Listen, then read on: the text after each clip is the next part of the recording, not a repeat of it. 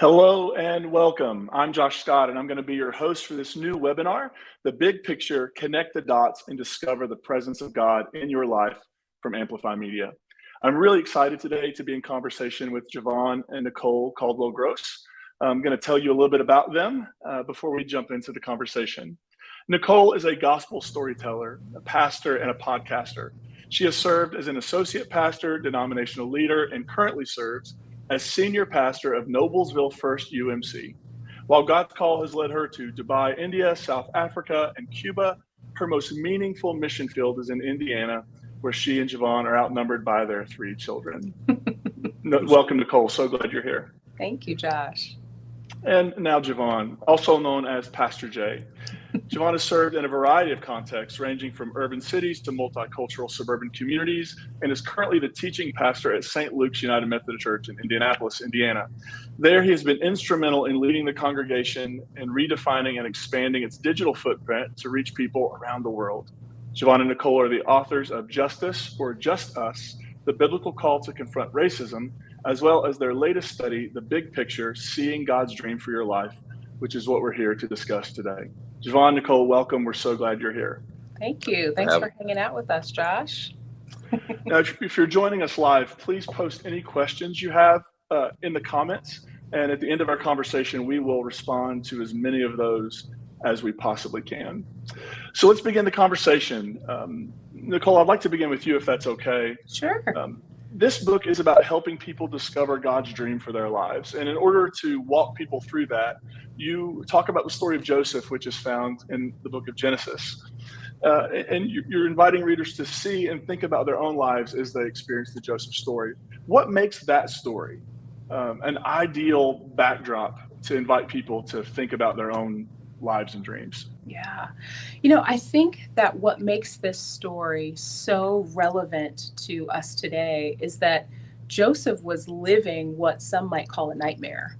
It didn't look like a dream. And for many of us in this post-COVID reality, we're navigating our own nightmares and trying to reconfigure what our faith looks like, what our family looks like, what our work looks like. And so I think when we look at Joseph's experience and narrative, there are really powerful spiritual lessons that we can glean from that. And in fairness, this was something we also kind of tested in our congregation. Jevon actually had the vision first to see this as a worship series. And we had several of our pastors participate in that. And our congregation said, this needs to be a book.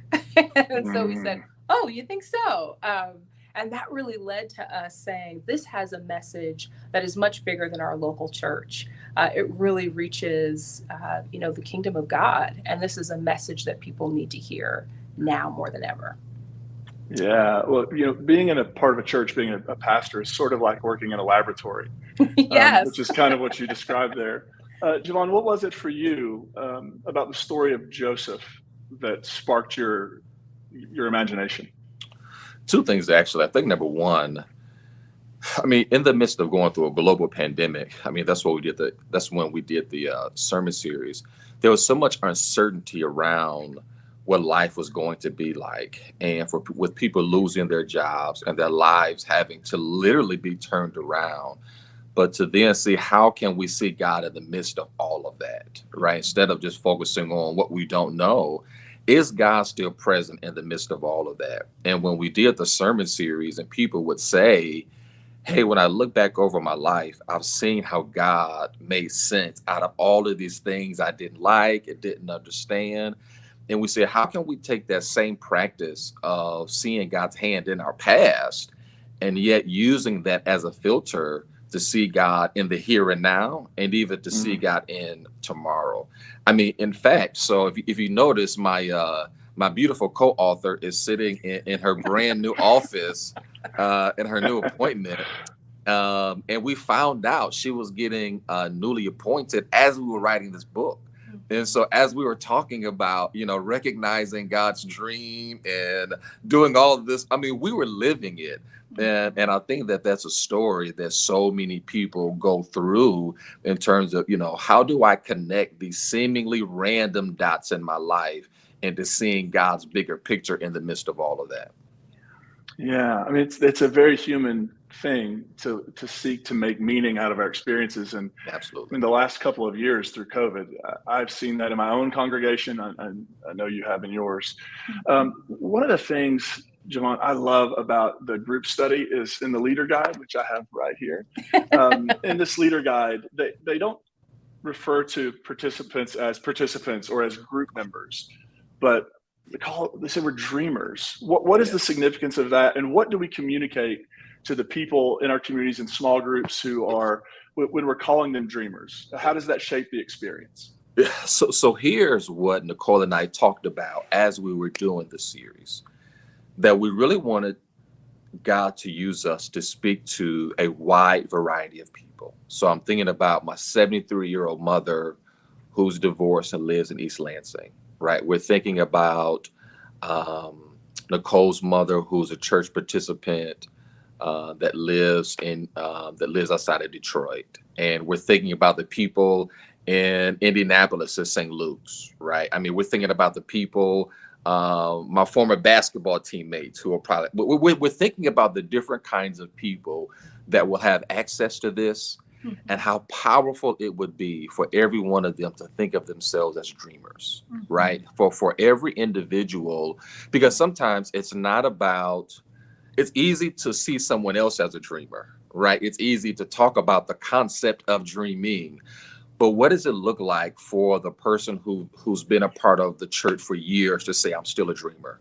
Or for the 73-year-old woman that's been divorced that says, I'm still a dreamer. Or the person who is newly into faith, or the person who just happens to pick up the book because they went over somebody else's house, for them to own that God is trying to do something new in their lives. And so we saw that as an intentional effort, right? This is very intentional, so that every time that you're together, you're reminding everybody in that group that you are a dreamer. No matter what happened in your past, no matter what you're going through currently, that it's not only a self-affirmation, but it's also a spiritual affirmation to see that God is doing something new in your life, that God is showing you new vision, that your story isn't over. And so every week that you're getting together, that as a group, we are affirming that reality. So regardless of like whatever different background you have, wow, you are a dreamer, and you are affirming that every single week.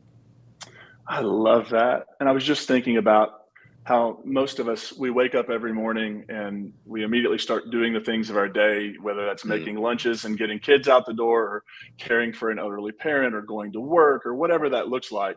And it's so easy to get into that rut and that routine. And so, Nicole, what is the significance for you of being able to sort of disrupt that routine with this reminder that you do all of these things, and there's a very practical nature to your life, but there's also there is a dreamer inside of you, and there are new dreams to dream. What is the significance of that for you? You know, it actually takes me back to my childhood, because I had a grandfather who, even though he literally lived 2 miles away, every time we saw him, which was weekly, he would make us answer the question, "Who are you?"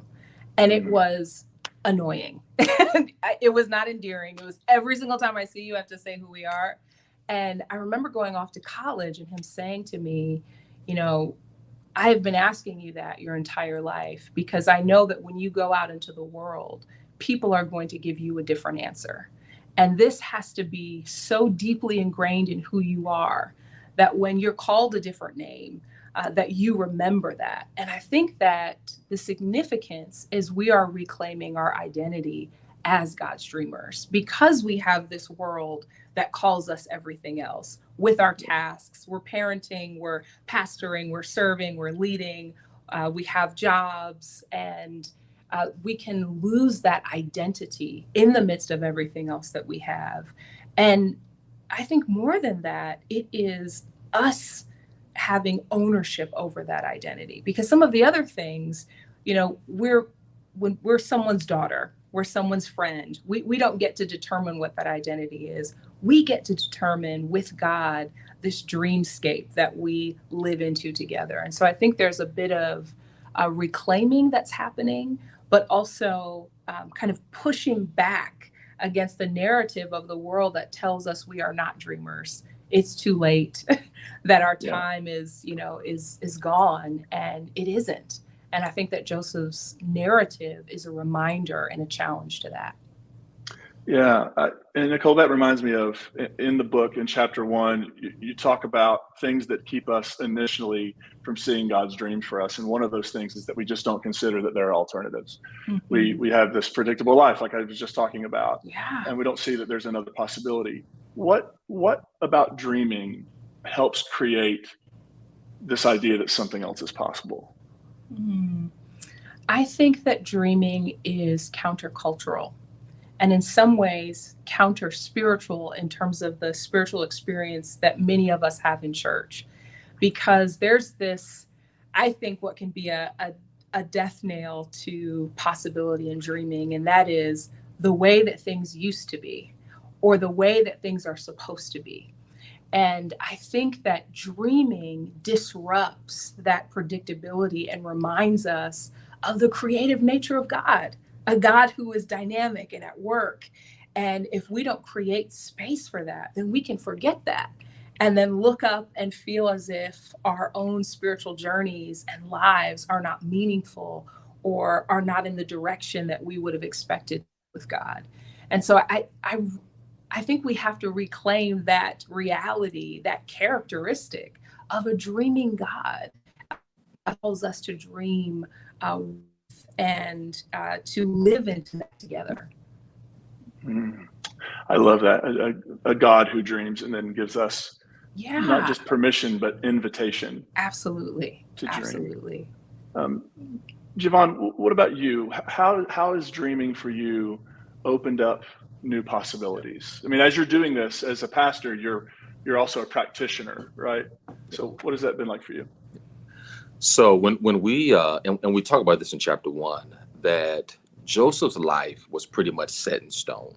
I mean, he was one of the last sons in terms of age. So I mean, he has seen this dream live out. He's seen his life live out over and over again.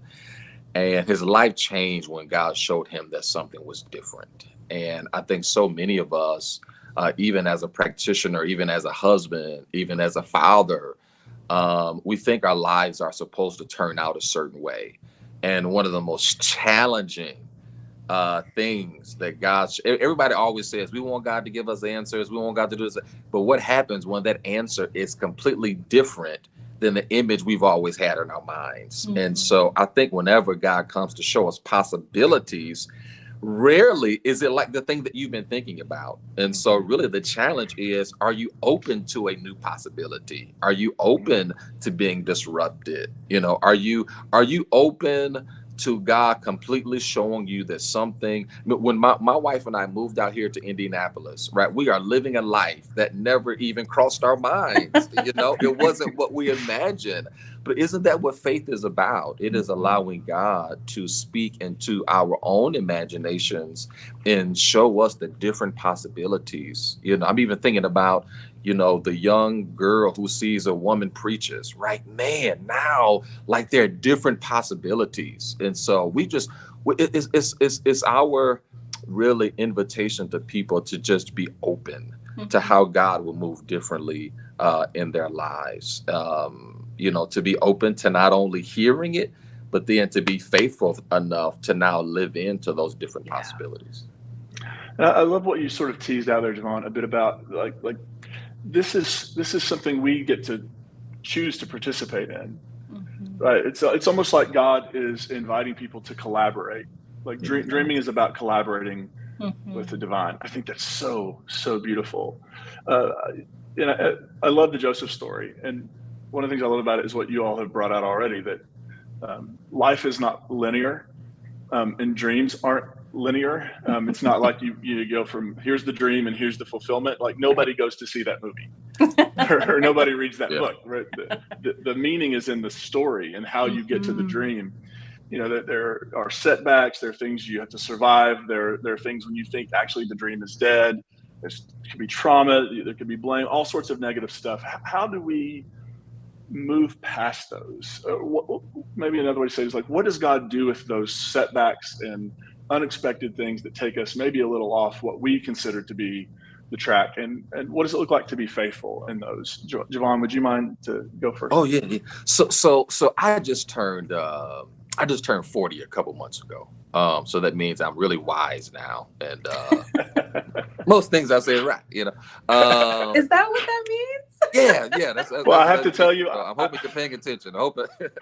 I turned 40 last year, and that hasn't been my experience. Oh man, I'm So sorry, man. I'm sorry. I don't know what happened to you. I don't know what happened. But I must confess that in turning 40, I realized that I had been lied to for 39 plus years, because I think I reached a point where I realized that up until the point you think you're supposed to arrive at somewhere, right? At different milestones in your life, you should have arrived here. You should have done this. You should have accomplished that. And I think at 40, I began to reevaluate and to really redefine and reimagine the myth of what it means to arrive someplace, because you never really arrive. But I think in doing that, and especially when it relates to the story of Joseph, is that I think the reason that we never really arrive is because of that non-linear journey of faith, that we go up and down, and God brings us the roundabout way, or things that are happening in our lives now that we can't really understand. And I think there are seasons of our lives, and we talk about this as well, especially in chapter 2. But we can't go into it too much because you got to go read the book. Not too many spoilers. But we talk about in some seasons, it's not really to arrive, but just to thrive. I mean, it's just to survive, right? It's just getting through. Taking the kids to soccer practice it's just surviving some of these things. And so I think in order to really get through them, I think number one is to really own kind of the season that we're in, and really to redefine what arriving looks like. That for some people, to just surviving and getting through those difficult things, hey, you've won. You have, you get the gold star. God isn't always asking us to arrive at some place at every season of our lives, but to really see God's hand in the midst of that, and to see God's ability to help us survive during those times. I imagine a good chunk of our audience here today are clergy, pastors of some sort. And I think that exactly what you just named, that there's in our heads, there's this myth and image of what a pastor looks like. And it's a person who always feels great and always shows up and knows just the right thing to say, and always makes, and this idea that if you're not really thriving, that you're not succeeding. When sometimes life doesn't stop because you're a pastor, right? Yeah. So life keeps happening around you, and surviving and continuing and hanging in there actually isn't something to feel ashamed about, is it? Right. That's right. Nicole, could you talk a little bit about what faithfulness looks like in that nonlinear? Because I think that's another area where people probably feel like, how do I know if I'm being faithful when it's not a straight line, but it's this zigzag that hits me with all this unexpected upside down experience? Yeah. I think of Joseph literally in a dungeon prison, and hearing, after he's accused of a crime he didn't commit, and being thrown into prison, and wondering what happened to that dream, and thinking back to that space. And I think that at some point in all of our faith journeys, we will find ourselves in that dungeon prison, where the expectation of what we thought our life or dream was going to be doesn't match our reality. And I think that one of the things, and this is, going to sound somewhat trite, but it's remembering how God was faithful before.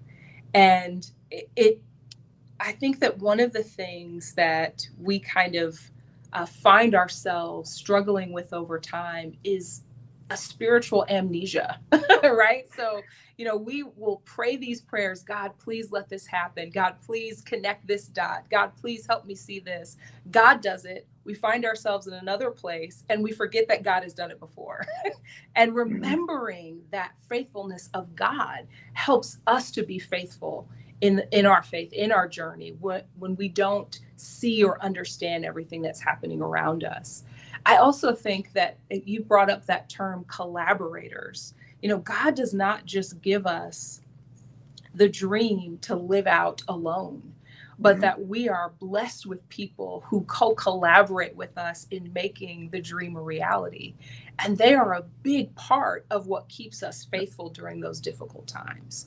And so we have to find not only calling out the dreamer within us, but those people that God has sent to dream with us when things look dark, when things are unclear, and that helps us to navigate forward. And I just wanted to add one thing when you all were talking about, kind of this. I'm not 40 yet, so I don't know what that's like. It's coming. It's coming. It's coming. But I will say that one of the mantras that I've been saying to myself since we, wrote this book and preached this sermon series has been, this is all a part of the dream. This is all a part of the dream. Because I think that one of the biggest lies is not only that we're going to arrive, but that if we're not where we are, then what we're doing right now is not useful. It's not meaningful. It's not a part of God's dream. No, this is all a part of the dream. And that changes my mindset, which changes my attitude, which changes how I'm living my reality, even if it doesn't match what I thought was the big picture. Yeah. Because here's the power of that. If we embrace that it's all part of the dream, and then I think that in some ways informs how we show up to it. So my brilliant co-author did such a great job in chapter 3. I'm trying to win points. Are you? I'm winking on the podcast. I'm winking. Josh, I didn't think you saw that. Every opportunity for it's all part of the dream. It's all part of the dream. And so if we see it as all part of the dream, that informs how we show up.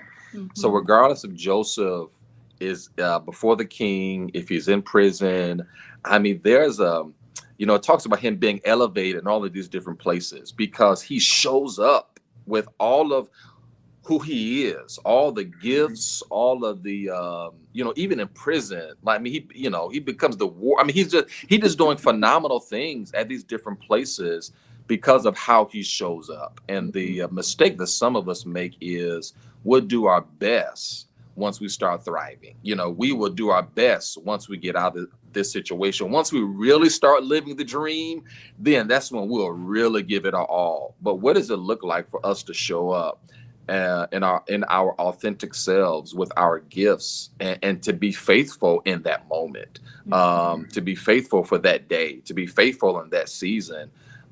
Because I think because all of the dots sort of start connecting, but it was because how Joseph responded in those seasons where we would think, you have an excuse not to show up. Right. You've been falsely accused. Hey, listen, you can chill, but that's not what he does. And I think God really honors those moments of faithfulness when we show up when it's really, really hard. Yeah, I love that. And I'm just thinking too, imagine somebody reading your book, reading the story of Joseph, and then thinking, well, I got to, I'm now second in command of Egypt. That's the end of the story. Do you think it's fair to say it's so nonlinear that we reach some of those moments, but then there are still other moments and other setbacks because we don't stop dreaming? It's not like we get to a spot and now the dream's over and we just enjoy the results of the dream. That's right. We dream new dreams. And so, is it fair to say that for people who feel like I went through this, the ups and downs, the difficulty of it, things worked really well, but then there was other stuff that happened that I didn't expect that were future setbacks.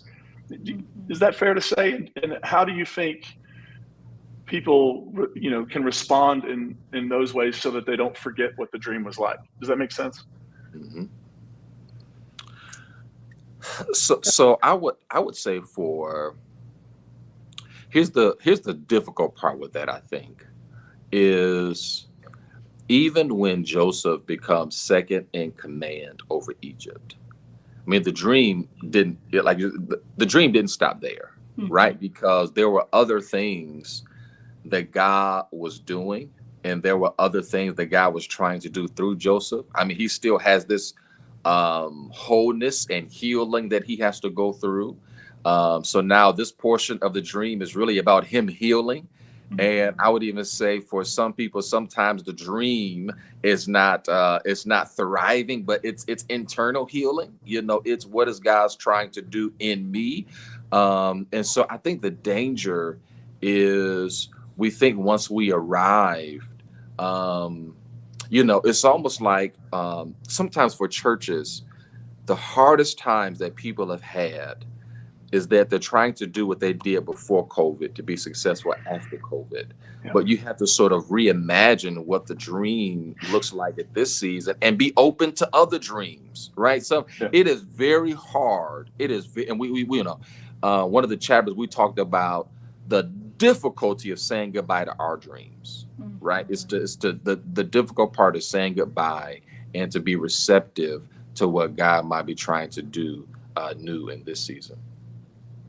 And I think part of that is where the grace and excitement comes in, that God doesn't stop dreaming for us, that the dream is not complete just because Joseph's in that position, but that God actually dreams of our healing and dreams of our, you know, complete wholeness, and that wholeness then contributes to the wholeness of our entire community.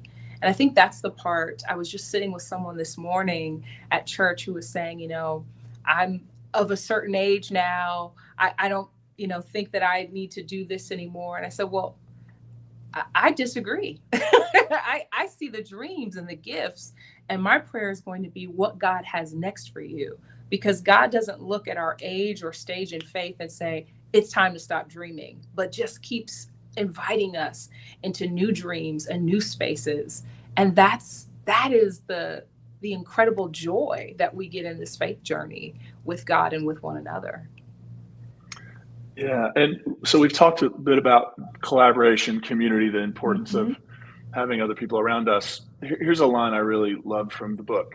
Sometimes the dot you need to connect God's big picture for your life is in someone else's dream. Yeah. Sometimes, I'll say it again, sometimes the dot you need to connect God's big picture for your life is in someone else's dream. So with that being the case, how important is it to share our dreams with others and to listen to their dreams? Because there's a vulnerability there. Yes. Where it's almost like when you say the thing out loud to another human, now it's a real thing that I'm really thinking about, as opposed to this thing I'm just holding on to. So why is it important, and what are the benefits, and how are God's dreams connect? Like, there's an interconnectedness, right? It's all working together. So, Nicole, what would you say about the importance of sharing our dreams and hearing the dreams of others? You know, I think the reason why hearing those dreams are so important for our own faith journey is because when we think we've arrived, when things are not lining up and it's not linear, one of the first things that we do is withdraw. We withdraw, I think, sometimes with shame about where we are or how our life or dream hasn't turned out the way we expected. And then we miss the opportunity to have someone else not only share their dreams with us, but then to reactivate our own dreaming spiritual life. So when I think about, you know, Joseph sitting in prison and even listening to someone else's dream, that to me is a radical faith act. Because when you feel like you're living in a nightmare, the last thing you want to do is listen to somebody else's dream. Like that sounds like church to me. You all are older, so maybe you have more spiritual wisdom than I do. But Watch it. You know, I can't even imagine Joseph sitting there and thinking, oh, so you're having dreams. I had a dream a long time ago, and it hasn't happened for me. And it was only in listening to someone else's dream that he began to think about his own and to connect with that person and how that person's dream might be a part of what God was, you know, connecting in his next chapter, the larger big picture for his life. And so it is critical that we be a part of communities of dreamers for that reason. It reminds us how to dream, and it helps us to see how our dreams are connected to one another. And yet, it's the first thing we stop doing when we feel like our dreams are not happening. So to every pastor and every person that's listening, find that person in your congregation, in your community, at your workplace that can co-dream with you. Mm. I love that. And something you just said, Nicole, that I was like, oh my gosh, we forget how to dream. Mm-hmm. It's one of those things that it doesn't seem like it should be a forgettable thing, but all the setbacks, all the bumps in the road, it can really, and it's almost like we're forgetting to protect ourselves because dreaming is dangerous and dreaming puts us vulnerably out there. Absolutely. Jevon, do you have anything to add about the importance of engaging with other people's dreams? So we have 3 kids, and one of the things that we often talk to them about or ask them, or people ask them, it's a topic of conversation at schools and elementary, is what do you want to be when you grow up, or what dreams do you have? And we readily hear the crazy, outlandish dreams of kids. I mean, just outland. I want to be a lion, right? Really? Tell me more about that. And as a culture, I think we are great. And it almost seems like we grow out of dreaming.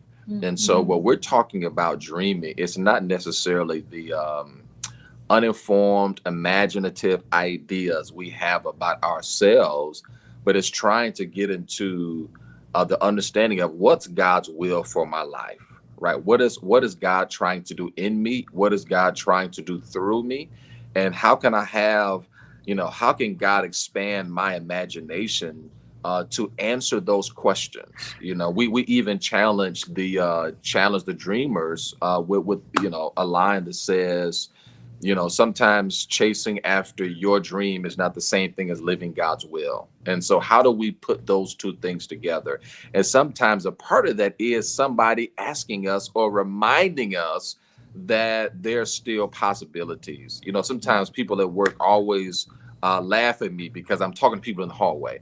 And one of the questions I always ask people is, tell me what you want to be in 3 to 5 years. Tell me what are you trying to learn through this experience? And it gets on people's nerves and it's frustrating. But I'm just trying to remind people and help them, kind of bring them back to the playground again, where we readily ask people to tell me your dreams, because sometimes it awakens things that we had when we started, but then we lost them somewhere along the way. Yeah, and there's nothing like a global health crisis pandemic There you go. to sort of rob us of that. Like, it almost feels a little silly to dream things when you're in the middle, and yet that's the invitation. So let me follow up with this one last question, and then we'll get to our viewers' questions. As readers in small groups, as the dreamers who are going to engage with this text, thinking about God's dream for their life, what is the relationship between our dreams and God's dream? How do they work together? Do they? What is that experience like? I think Jevon kind of segued into that a little bit. They may not be the same thing. And I think that that's what's so challenging about our faith journey, that living into the big picture may require us to surrender our own dream. Because I remember hearing about Joseph's dream from Sunday school until now as a pastor, and I always heard about Joseph's dream. But really, this is God's dream for Joseph. And he has certain gifts, he has certain abilities and places where God has put him. But this is not a dream that came from him internally. It's a dream that he's received from God. And then throughout his faith journey, he has the invitation to live into that dream and to be a kind of co-conspirator in making that big picture come into reality. But it will require our surrender. And I think that's the part that maybe doesn't sound as easy or as fun, because it isn't. But that's also the journey of faith, that we surrender our own will to God's will. And I think that, again, Jevon will tell me not to give too much away, but as we live into that, there is a greater purpose for that dream. And that's part of why we make that surrendering step, because the dream is never just about us. We talk about how if your dream is going to positively impact your life and your family's life, it's probably not God's dream, because God's dream is never just for you and for the people you like or love. It's always bigger than that and always bigger than you. And so I think that surrendering part is so important. It's countercultural. It's not what we want to put on a bumper sticker, but it's the reality and the invitation of our Christian faith. Yeah, I mean, so much. So imagine he gets this huge dream from God, the sun, moon, and stars bowing down. I mean, it's just dramatic. I love it, right? And then he gets yanked out of prison, goes before the king, is elevated to second in command because God has this miraculous dream for his life. And then it's fulfilled by him passing out food to people during a very difficult time in their season, and this is, I mean, I think that's the power of, and even the challenge of knowing, is this dream for me, or is this, is this a God-given dream? And like Nicole said, I think if we're only focusing on this dream to benefit me, if this is to elevate me, if the outcome, if we're the major benefactors to God's dream, I mean, God didn't show him all of that stuff just so he could be the one to experience all of the goodness and grace that God had to offer. And so I think it challenges our self-centered ideas and notions around God's will for our lives, right? It might be through us, but rarely is it just for us. And I think that's the beauty of what it means to be in community with each other, and to knowing if this is God's will for our lives. And again, we go through a lot of that in chapter 5. And so, listen, pick up the book and make it to chapter 5. It's actually one of my best in terms of, because sometimes when you're involved in it and then you go back and read it, that was a chapter that kind of hit me the most. I'm like, wow, this is really hitting me at a very hard place. And so we invite people to go through that as you go through your own journey of dreaming. Y'all, I could talk to you all day. This is great. Appreciate man. this. Let's keep it going. It's been such a rich conversation. Let's take a few minutes to respond. We do have some questions. I'm going to begin with one that has a bit of an intro. And here it is. I hope to see this as seeking our personal dreams and our collective dreams. So sort of, John, what you were just kind of talking about, it's bigger than us. To do some dreaming and planning together, to be collaborators with God and one another, to take us from surviving to thriving. How did you / do you walk the line between personal dreaming and collective dreaming? You referenced, Jevon, some of the questions, and what we've really loved about this book is that it's not just a book. It's a study as well as a DVD series. And so there are questions in that study guide that really help you walk through your own dream and figure out, is this about my personal desires, or is this really God's dream for my life? And so one of those that we have included is, who benefits from this? Because that's often a clue to whether this is about our personal whims or desires, or whether it's God's dream for our life. But I would point you to that, where you'll find more that really kind of walks you through that journey. And I would also, point to that collaborator piece.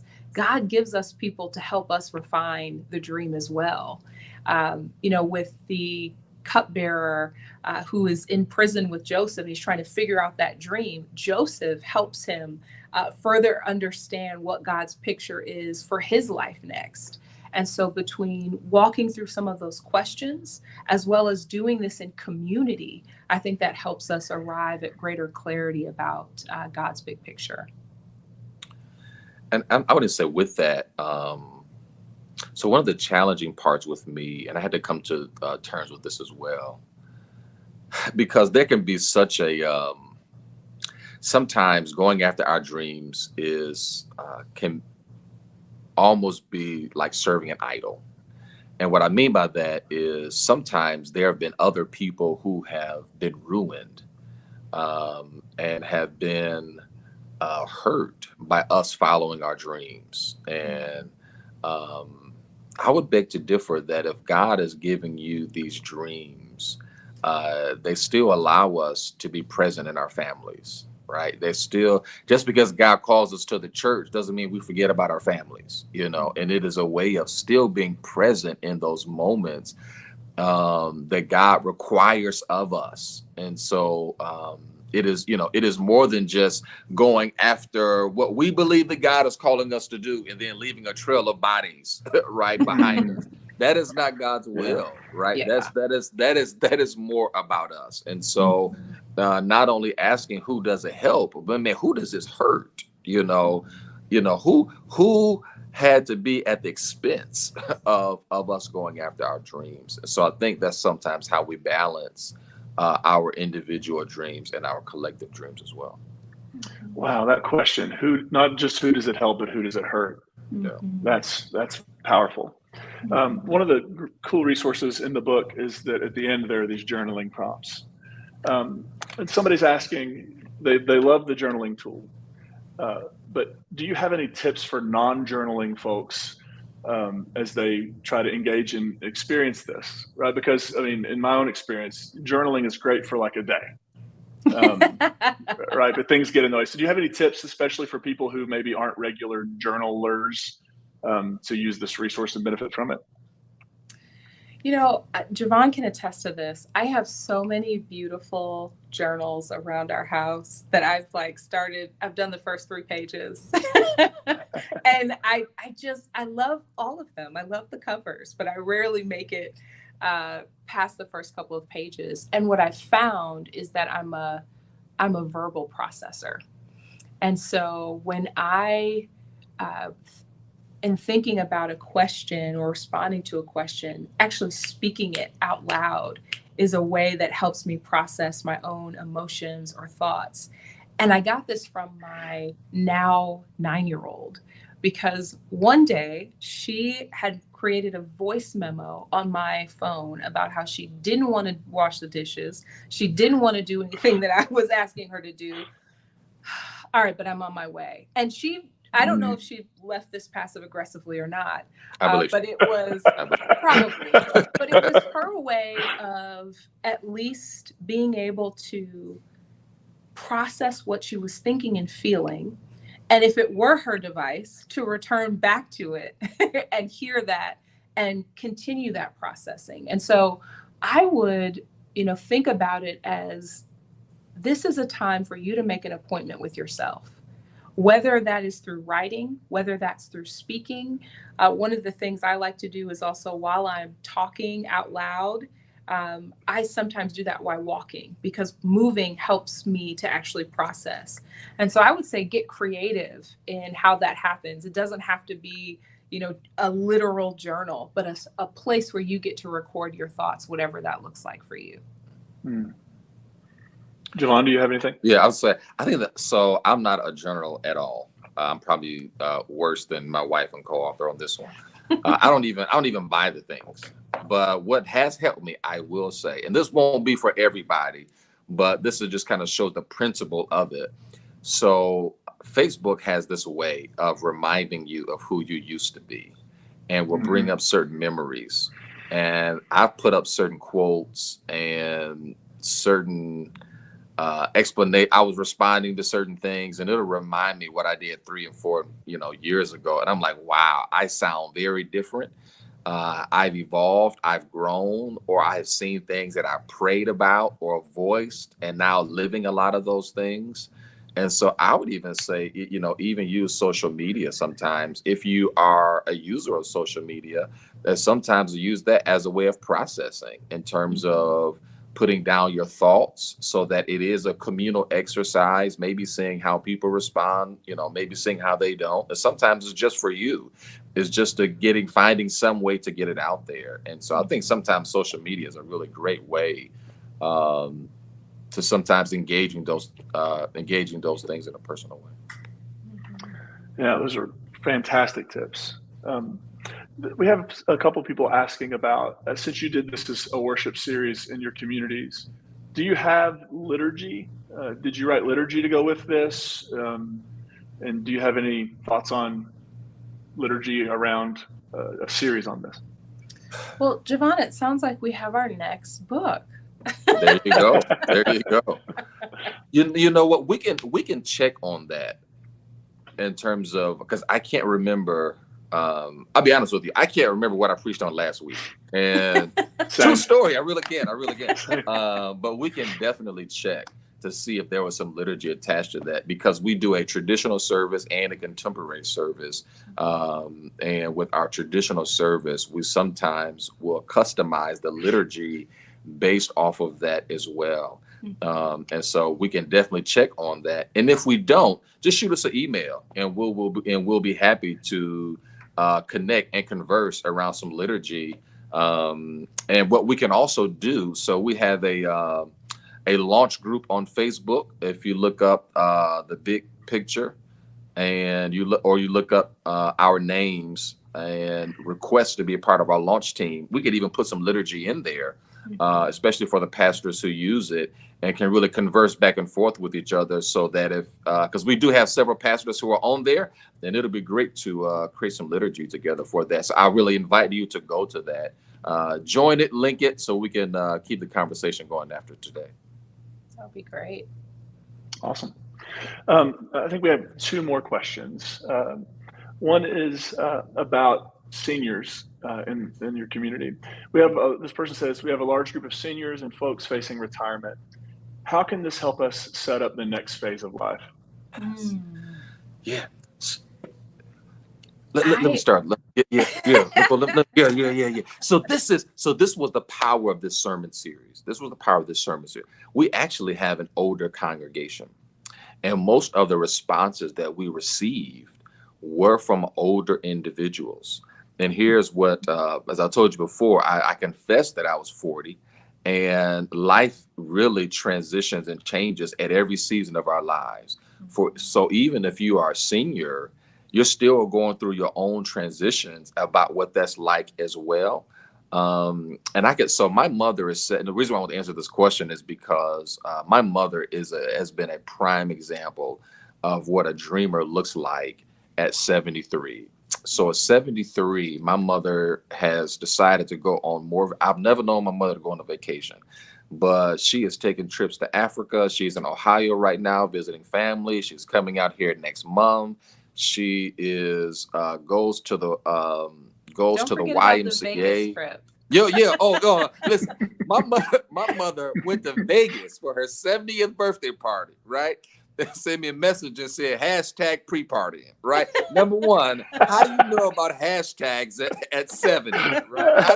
How do you know about this, right? But I think she has made the conscious decision to keep living and keep dreaming, right? Now, it looks different, but that's okay, right? Dreaming looks different at every season and every phase of our lives. And so I would say for the senior, and even for the congregations that have mostly seniors in them, right, to start asking the question, right, what new possibilities might God be showing us at this season of our lives? And be open to know that it's not going to look like it used to look like, right? What a boring God and journey would that look like for God just to show us what we've already done.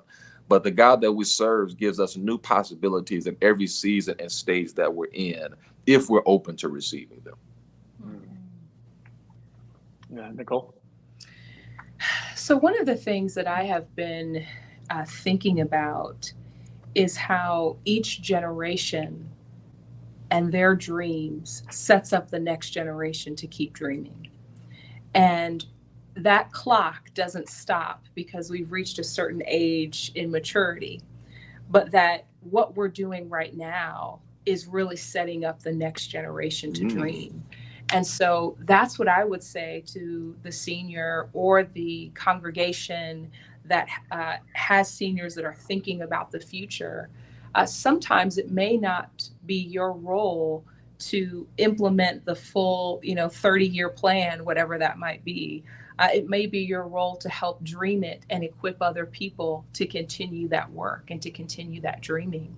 And so I would ask them, what is God calling me to dream, and how can I help lay that foundation for the next generation that's coming and that needs to know that there were people that were laying that foundation intentionally and dreaming with them. I remember one of the congregations that we served in New Jersey, one Sunday, Jevon read from this kind of almost like time capsule letter to the congregation in the future. And they were literally saying, we don't know what this is going to look like, but we're making certain decisions now so that when you arrive in a place where that we won't go with you, you'll be able to continue this dream. And I think what a gift if those who have wisdom and have been dreaming with God for a while can dream into the future and set up the next generation. And Nicole is really living that. At her current church now, she's the first Black woman who's ever been the lead pastor there. But there was a woman who had pastored before her, and I think one of our annual conference booklets, they had a piece on her, and she talked about how her role there at that congregation years ago, that she believed that she played a small part in helping them call the first Black woman as pastor in this predominantly Caucasian congregation. And you're just able to see how someone who was, I think she may have been in her 80s now, really see her impact that she's been able to have on this congregation years later. And so I think that's sort of the power of believing that we can still make a difference regardless of our ages. Absolutely. Wow, that is brilliant and beautiful and profound, and so just gives my mind and imagination is running everywhere because that's beautiful. So last question. It's not a super open-ended question. Simple answer. What is your dream for the church? Which is not so simple and it is a little open-ended. But if you could just sum up in a few words as you think about the future of the faith and of communities, what is your dream? I think that one of the first things that comes to mind is that we would reclaim the possibility of God. And we have survived a pandemic somewhat. We're still in it. But that we have looked at maybe where our denomination is with the United Methodist Church, the number of people who describe their faith experience as none. We've heard that, right? That percentage is the largest that it's ever been in our country's history. And because of those really negative forces, I think we've resigned ourselves to the idea that we are just preserving an institution rather than serving a God of great possibility. And that God is really trying to stir up and shake up in us that there's a dream and that I'm dynamic and I'm moving and I'm not in that, old way of thinking or gathering or organizing. And if you would join me in this dream, there is still possibility. And so I really would like to see our church reclaim that, and in reclaiming that, be open to what God's dream may look like, especially because we know it's not going to look like what it used to. Like we already know that. And so to move out of preservation into possibility would be the dream that I have. Wow. So my co-author is so brilliant. Just the way she has a way of just putting things together. Sorry, Josh. Yeah. So in the midst of COVID, every church had to shut down. And we were shut down for months. And some of us were even shut down for years. And yet we had to figure out a way of how we were still going to gather. We had to redefine community. We had to redefine worship. And we had to look for new ways to God to be present in our congregations and communities in new ways. And then we had to communicate that in new ways. And it was almost as though God was forcing us to be creative in our thinking of ministry, but also creative in our understanding of who God is and what's possible through God. And we had to expand possibilities. I mean, you had churches who had never been online before, now in front of an iPhone talking about the goodness and graciousness of God. I mean, you just had people being willing to just try things for the gospel. And I would love to see a church to reimagine the possibilities of what they can do as a congregation, but also to reimagine and redefine what God is able to do. I mean, people were still touched, lives were still saved, and God was doing some miraculous work in the midst of our redefining ourselves. And I would love to see a church that leans into that, because now more than ever, our call to go ye therefore to the world, to baptize, our call to sort of bring this ministry to different communities. There's never been a better opportunity that we have to do that with the use of technology and social media and iPhones and iPads. There's never been a time to really spread the gospel. There's never been a more prime opportunity than we have now, if we reimagine what possibility looks like. It's almost like what you're saying is your dream for the church. I think both of you are sort of saying is your dream for the church is that the church would dream. Yes. Oh, that's great. That's great. See, man, you said it better than we tried to. Our brilliant quote. Yeah. We're trying to expound on all of it. You break it down in one sentence. You're fired. Yeah, y'all, I am so sad to say, because I've had such a good time, that we are out of time today. So thank you so much, Jevon and Nicole, for being with us and for your wisdom and for the gift of this book. We're grateful for you. Thank you. Thank you for convening us and asking us questions that allowed us to share really our hearts for this narrative and for the church. Thank you. We thank you for all of those who joined online today as well, and especially for those of you who already bought the book and read it. And Nicole and I have been telling other churches that if you're doing this as a church-wide study, that we will be glad to make ourselves available to do like a meet and author night, where we can either answer some questions or just meet you as a congregation or meet your small group, even if it's just for a few minutes. So we, would love to meet you and kind of know about your own journey as well as a church or congregation. That's fantastic. Everybody take advantage of that opportunity. That's wonderful. And to all of you who are joining us, thank you so much for being here. Thank you for your questions. To discover more about the study, go to amplifymedia.com and search for The Big Picture. Amplify Media has made the first episode of Jevon and Nicole's study available to watch for free, so you can go there and check it out. And thank you to Amplify Media for sponsoring this series. You can visit their site to learn more about the resources they provide churches. Thanks again for being here. We hope you have a wonderful week.